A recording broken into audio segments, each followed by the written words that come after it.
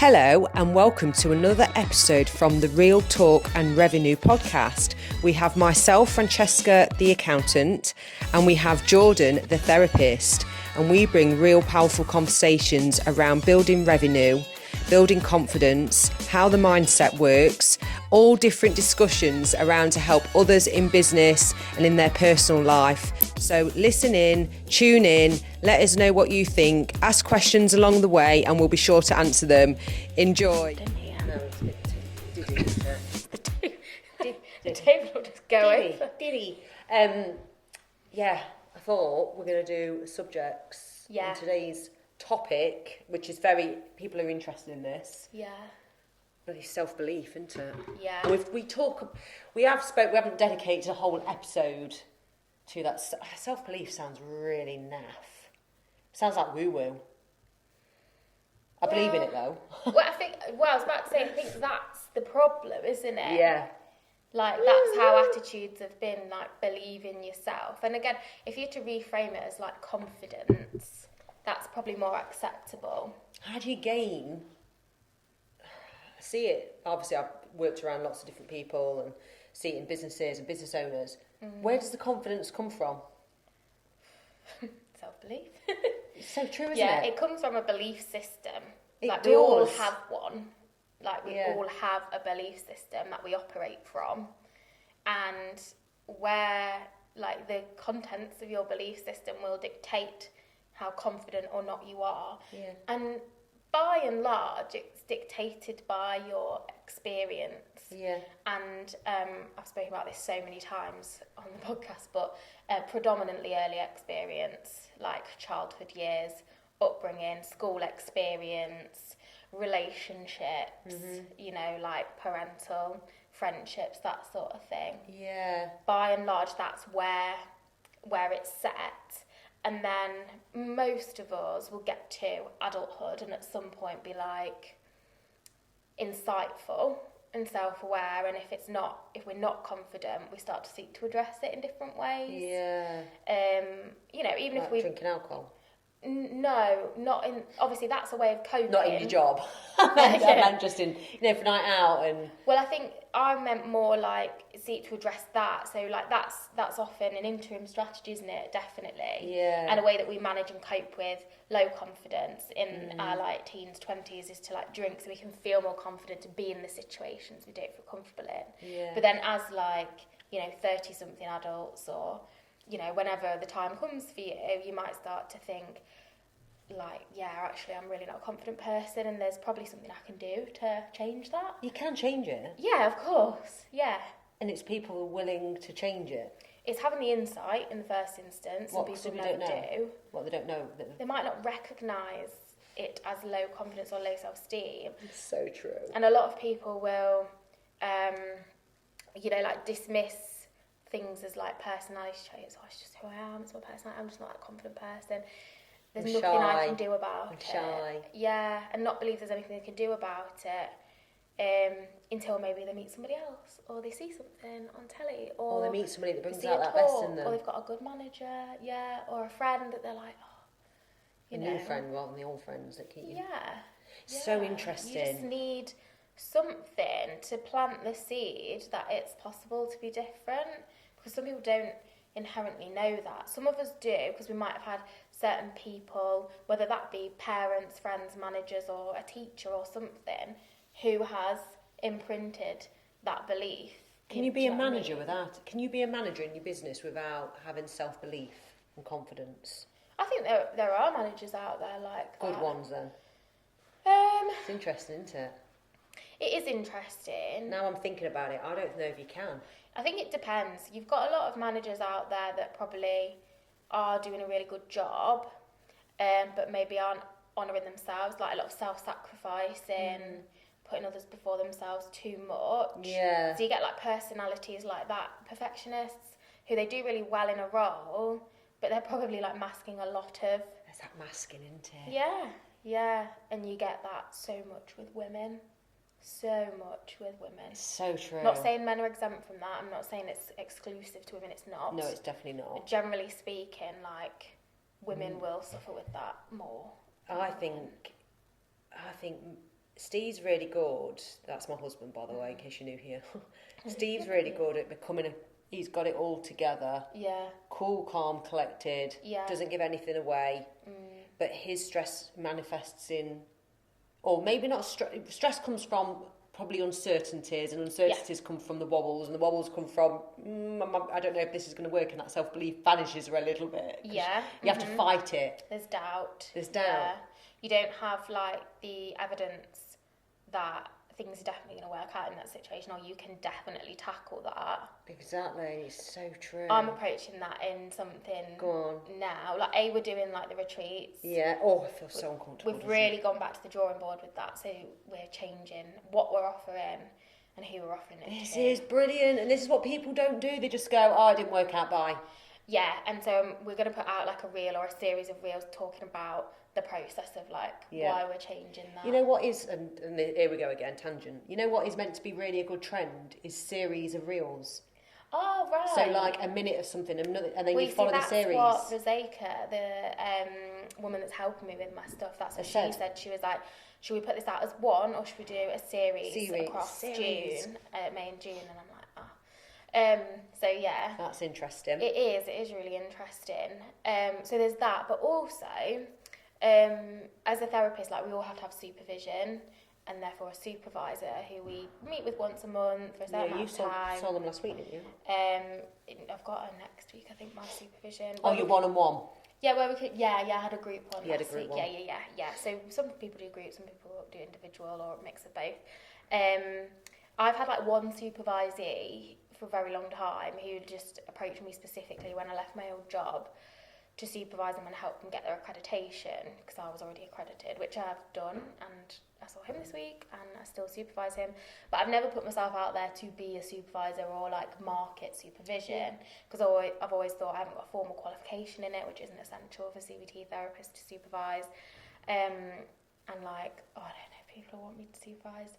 People will think, who's she to put herself out there? She hasn't got enough experience. She doesn't know enough. How old are you?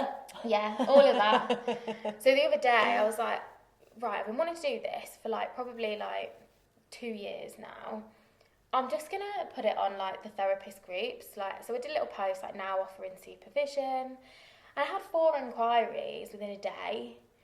And I was like, wow. So I've got 3 Zoom calls, initial Zoom calls. Is that more money? Or is that really bad to say? No, it's just, it's if anything, it's like, I'm going to be charging £5 less an hour. And it's more rewarding. It's not necessarily more, it's just different. And it's not. It's not clinical, like, it's not so therapy. Good for you. This is going to be so good. It's case formulation, so it's just varying your workload. You'll be so good in that role. Thanks. You do it once a month. Yeah. With a person. So I'm hoping if I can get, like, a handful of supervisees, then it'll just be something a bit different, something, again, that I really enjoy, and that I'm really interested in, like, helping people, and these inquiries I've got that are, like, setting up in private practice, either part-time or full-time, and moving away from, like, public sector jobs, and that's what I'm really passionate about and comfortable with, and helping people use systems and integrate systems. Just to go off on another tangent, AI, we spoke about this. Yeah. Can't remember if I said last time, the clinical system I use is rolled out an AI note function. Yeah, you did tell us that.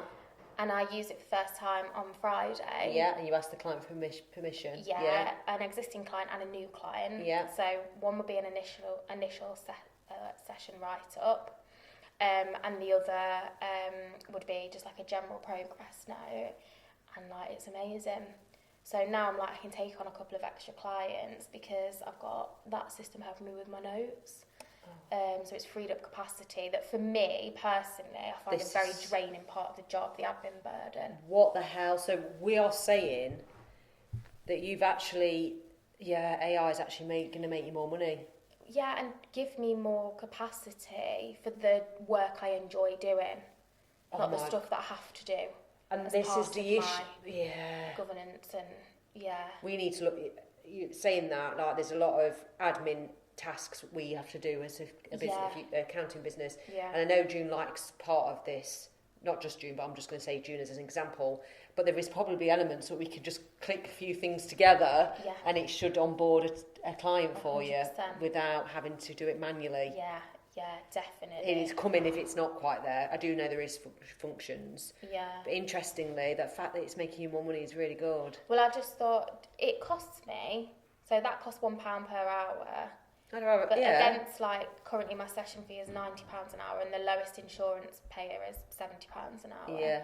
So it's like, any day. It'll add up over the month, but for the capacity that buys me, the energy and the brain space, like, it's a yes from me. And it's interesting because people listen to this thinking, God, being a therapist, like, I couldn't do that. And you have to have, like, in any role, you have to have that self-belief and confidence that you can do it and to set up yourself. Yeah. But so people say to me as well, but you're so confident. I'm like, internally, I'm screaming, like, help me. But actually, I am confident. Yeah. And you know what? I know our value in Future Cloud, and it's really difficult when I know it's so much. Yeah. And then you take on team members that are still getting used to that side of things, and believing in their value. Yeah. And it's like, okay. And I feel like I can help in that respect. Yeah, definitely. But you can't help everybody, and that, I'm learning that as well, which is fine. But yeah, self-belief can hold, or lack of, will hold so many people back, and they'll convince themselves they're okay, I don't want to do any challenge, and I'll just stay safe. Yeah, or it's just like they don't believe there's any chance. Like for me and you, like you say, there's that, I don't know like how people are going to perceive me in this situation, like what if people think this and that, but you take the risk anyway. Like me with putting that post on, I thought, what I've got to lose? Like, yes, people might think, who's that? But also, if it works out, it could be really good for me. So it's risk and reward, isn't it? Felt nerve-wracking putting it out there. A bit, but I just thought I'm a bit better at that nowadays, where I think, well, I put it out there, and what's the worst that could happen? Exactly. Like, it doesn't matter. So I think there's that, isn't there? It's being comfortable with be uncomfortable. Yeah, just seeing how it goes, taking a risk. So it's not necessarily having the confidence. Confidence comes once you've taken the risk, doesn't it? It's like you go, okay, I'll put it out there and I'll just see how it goes. And if it doesn't go well, that's okay. Like, I won't give up, but it just won't have worked this time. And then if it does go well, it's like, like for me, people are reaching out, and I'm like, maybe I've got something to offer then. And so confidence comes, doesn't it? Yeah, it does. So like people much might, so. like with these 3 calls, not everyone might choose me as their supervisor, but still, like, it's okay. That's okay. Yeah. Do you know what I mean? If I get one person, I'll be like, great. Like, it's another person. It's interesting. I'm going to use another example. So Steve's mum, she's in her 70s. She doesn't drive. Okay. Right. Which is kind of typical sometimes of the that age group. Yeah. So I was like, how come you? She said, well, I had lessons. I was like, how come you didn't just carry on? Oh, I didn't like it. I said, I didn't either. Yeah. She went, maybe I should have carried on then. Yeah. And how sad is that when people assume that you've got to get in a car and you're meant to be loving it. Yeah. So then you feel like, if you don't love it and you're not really great at it in your head, they give up. It's a skill, isn't it? Yeah, it is a skill, but it's not like it's made for certain individuals and then the others that are nervous shouldn't be doing it. No. It's not their bag. How interesting is that when I've heard it? It is, and it's funny because I always use learning to drive as an analogy in therapy. Oh, do you? Yeah, like all the time. What do you say? This is exciting. Like, say someone this last week, I was using, we call it like positive data logging to help them form a healthier belief about themselves. So the kind of like premise of it is, like, put really simply, is that we've got these negative beliefs. So it might be like, I'm not good enough. And we've got loads of evidence for it because it's been a running hypothesis for most of our lives. So any evidence that come in that might even remotely make us feel not good enough, we bank it. What we often don't do is acknowledge the evidence that contradicts that, So, for example, somebody might get a degree at uni, and actually this is what my client said. She got her degree, like, quite a long time ago, and I'm like, we were talking about, like, intelligence. So we're trying to log for, like, I'm as intelligent as my colleagues, essentially. And she's like, and I'm like, okay, well, what have your colleagues got that you think you haven't got to start off with? And she's like, they've all got degrees from good universities. I'm like, you've got a degree in qualifications, have you not? Yeah, but not from a reputable university like that. Let's say she didn't even have a uni degree. Yeah, exactly. Even worse then, isn't it? Yeah. But not, but yeah. Exactly. So that's where it starts. Do you know what I mean? So I'm like, okay, right, from today, you're now intentionally going to be looking for evidence that you are just as intelligent as your colleagues. Like, also, they've all got degrees from top universities, and you are a colleague of theirs. You work in this organisation. You are a team member. So what makes you not good enough or not as intelligent enough to be there? You are there among these people. Do you think the colleagues are actually thinking a little bit like she does now and again? Some of them absolutely will be. Like, it's statistically, like, that is going to be happening. And if it's not the same belief that they're going to be struggling with, it'll be something different. Do you know what I mean? Like, So quick little wins. what was I saying though when I was Oh no, I thought that was it. Well, you was basically saying something to be driving. Oh, so the analogy I say, because she was like, yeah, but thinking about logging evidence, but I don't believe it. And I'm like, you won't believe it now. Do you know what I mean? It's a skill that you've got to kind of develop. At first it feels clunky and forced and intentional, but at some point it becomes automatic.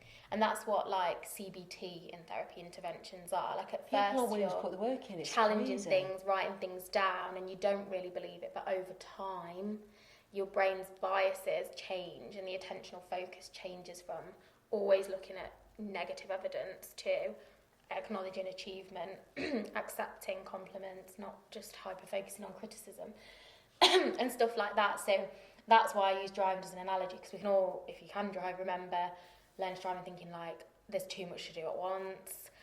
How do people ever, like, chat and drive, or, you know, have a sip of water and drive? Like, but at some point you drive to your destination and you've forgotten how you get there, because it's so ingrained. And it's the same with any new skill, like or any habits. It feels overwhelming to start with because you've done it before. Doors, and it's like driving the self-belief to go to the gym and crack on and work out in front of people, for example. Yeah. People put that off because they're just nervous about it, and I think, oh, it's such a shame. Yeah. And I'm hoping I create an environment at Future Cloud. Well, I say I'm hoping, we are creating that environment, but what I'm saying is, and I'm going to talk about this at London tomorrow, which is scary, but I'm talking about culture and environments. I think being around the right environment for anybody that has lack of self-belief will make a massive difference. Yeah.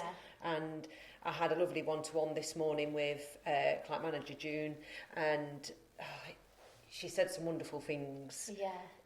And the confidence in her, I don't even have to worry about what she's doing, because she's just thriving. Yeah, and you've, like, put in certain mechanisms and, like, ways of working that allow people to take the reins on things, no micromanaging, and like, communicate. If you're struggling, let's work it out. What do we do next? And she's so like that, and it's open, and it's like, okay, I'm a bit nervous about that, so how shall I do it? Yeah. Would you support me on it, or shall I do it on my own? But do I just need a push? Yeah. That bit. Yeah. And I'm like, yeah, I love this. Yeah. And that's it. And I think I want to be around people that go on, give it a go. Yeah, definitely. And then I'll go, oh, I don't want to give it a go because of X, Y, and Z. Yeah, and then you go, okay, that's right. And that's different, you know, if it's as simple as that. But if I'm saying I don't want to give it a go just because of pure fear, then I want that little bit of encouragement as to see why I should do it and how I'll feel. Definitely. And little quick wins there. Let's think of stuff. I'm trying to think what's helped me, because it's crazy, because people less qualified than you will be doing more, because all they've just done differently is believe in themselves and see the value. Yeah, yeah. And it's like, what can I share? Because I know when I started the business, all the chartered accountants that are out there that have been training for years and years and whatnot, they're not necessarily better than me. We bring different qualities and skills, and I honed in on that. But I'm trying to think, what did I do to all? I just really believed in us. Yeah. That it was ridiculous. That's and you know what's much. funny as well is that, like, we get hung up on these things when you're in a profession and, like, the hierarchy and this and that. Yeah. But I have no idea what you're talking about, and I don't really care, because I see what you mean. Do you know what I mean? I've sought a service based on the person you are, even back in the day before I knew you. Yeah, and I don't even work on.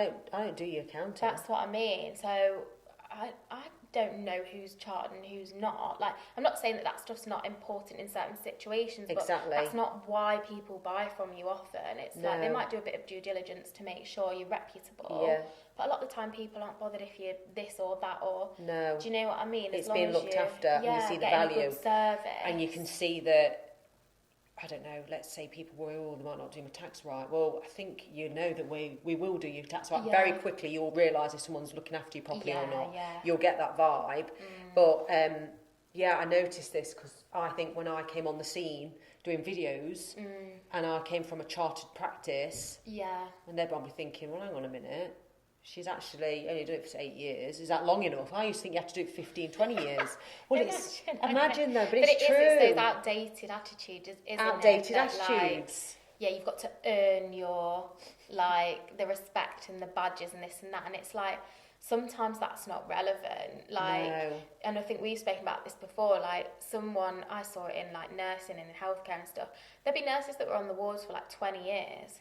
Some of them were not good nurses. Like, they weren't compassionate. They weren't very nice. Can you be a nurse without compassion? And some people you'd look and you'd think, like, do you even know what you're doing? Like, so the two aren't exclusive. Do you know what I mean? The more years and the more, like, experience in time doesn't necessarily mean that person is better at their job than someone that's just come out of uni. It's so true. And then also I find that people are hiring someone just out of uni, not really getting to find out about them as a person, and they might be typical chartered accountants in the future, but they're not great people skills. And you need people skills to be a business advisor, an accountant as well. I think the world is really changing rapidly. Definitely. The trends that I'm seeing, and if you haven't got the I know loads of people will have that dream of setting up themselves, or just think about it and go, oh no, I won't do that, fine, that's okay, we can have those dreams, those thoughts. I'm just trying to think, what is it that can help people to just kind of little quick wins? And no, it's not a quick win though. It's often not a quick win. It's not a quick win, but if you're going to put the work in, shall I say then? Yeah, it is. It's being open to taking risks and allowing yourself to learn and fail. Like, give things a go. Yeah, I think we said before, like, there's genuinely no such thing as failure. Yeah. Like, it's just learning. Yeah. So, like, don't be scared to fail. Like, and I think I mentioned this before, like, you look at any of the most successful people in the world, they'll have stories of failure, like Richard Branson, like, I can't think now, but I was in his podcast earlier, and Simon Cowell, when he was first starting out, he went, like, completely bankrupt and had to sell all his belongings, his house, his car and stuff like that. I listened to the podcast. Did you listen to that story? Well, I listened to How to Fail by Elizabeth Day, but I think he's been on quite a few recently, hasn't he? Yeah. Like, I think he's been on Diary of a CEO. Yeah, that's the one I listened to. Yeah, and I think Paul McKenna's as well, so I think he's done a few. But yeah, so if you look at anyone who might be perceived as objectively successful, and you listen to any of their interviews or get the chance to ask anyone questions, like, there will be multiple failures there. Do you know what I mean? Yeah. Like, or perceived failures, but it's how you view them, and it's whether you're like, if you really want to do something, you'll go, okay, it hasn't worked out this time, so what do I do next?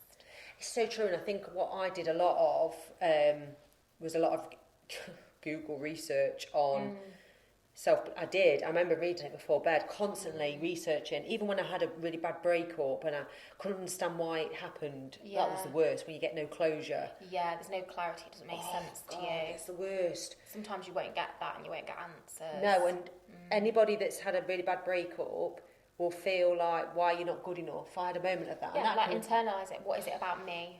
And often it's like, awful. No, have a look at the other person. Exactly what I did. Yeah. And it's I helped myself, is what I'm saying. I put the effort in and the time in to really and at the time I didn't have the money to think, I'll just get, therapy sessions, which I think is still an investment piece. For sure. Ultimately there are people that cannot access private therapy. Which is absolutely fine. We're not pushing that on anybody. No. But I say, if you have got a bit of spare cash or you're spending it in the wrong places, please, or you need a money management person, because I love doing stuff like that. You can afford more than you think, but at the same time, if you can't, it wasn't a priority at the time for me. I did research. Google's amazing for little bits and bobs, but nothing's more powerful. We've got ChatGPT now as well. Exactly, so and it's book recommendations. There's a lot to be said for self-help books. It's like gym plans and programs and things, like you can still do the gym, you can do a home workout video, like you don't have to have a personal trainer. If you can afford it, that's great. Yeah, because it will bring you on loads of leaps and bounds. And it's the same for therapy, like you can learn a lot from self-help books, podcasts with those kind of themes and guided self-help sort of things. But a lot of people just need a bit of like accountability, something that's tailored to them specifically and their needs. But there's so much information out there that you can start on your own if you need to, for any reason, your circumstances. Definitely. And if you are listening in and you want to send us a message on Instagram, please send us a message privately. We can either answer it privately or we can answer it as an open question on here, which we'd love to do that. And I think our next episode we're going to talk about is getting rid of toxic people, I think I said. Yeah. I think because I've had that questioned a few times. Yeah. I've had quite a few messages on LinkedIn. You know, when I share a post, someone likes to say, I found that really insightful, I'm dealing with that in a minute, or I got rid of someone in the past. And that can help with your self-belief as well. So thank you for listening. Thanks. I've enjoyed this one. Yeah, it's nice. Yeah, just honing in and trying to bring it back to the subject. Quick fire. See you soon. See you next week. Bye.